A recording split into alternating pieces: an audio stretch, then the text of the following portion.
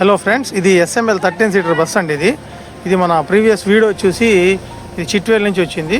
First of all దీనికి engine దగ్గర ఈ విధంగా సీటింగ్ అది సెట్ చేసామండి, వర్క్ చేసుకోవడానికి వీలుగా ఫోల్డింగ్ టైప్ది. తర్వాత వచ్చేసి వెనకాల ఈ సీట్స్ అవి జరిపి డిక్కీ ఆల్టరేషన్ చేసి డిక్కీని డౌన్ చేసి ఈ విధంగా ఫోల్డింగ్ సీట్ ఒకటి తయారు చేసాము. ఇది బెడ్ కమ్ సోఫా లాగా వస్తుందండి. దీనికి హెడ్ రెస్ట్ మోడల్ చేసాము. పోయినసారి బండికి హెడ్ రెస్ట్ మోడల్ లేదు. తర్వాత ఇప్పుడు ఇది ఊఫర్ పైన సెట్ చేసాము.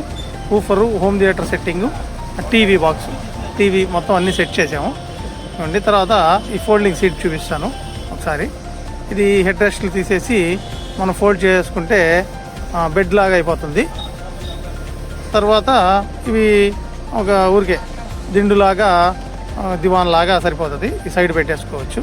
తర్వాత అవి తీసేసి మళ్ళీ ఫోల్డ్ చేస్తే బెడ్ అయిపోతుంది, సీట్ అయిపోతుంది. అది ఆ హెడ్ రెస్ట్ ఆ విధంగా సెట్ చేసుకోవచ్చు. తర్వాత డిక్కీ చూడండి. డిక్కీ ఫస్ట్ పైదాకా చూడండి, ఇది పైన అంత అక్కడ వరకు ఉంటుంది.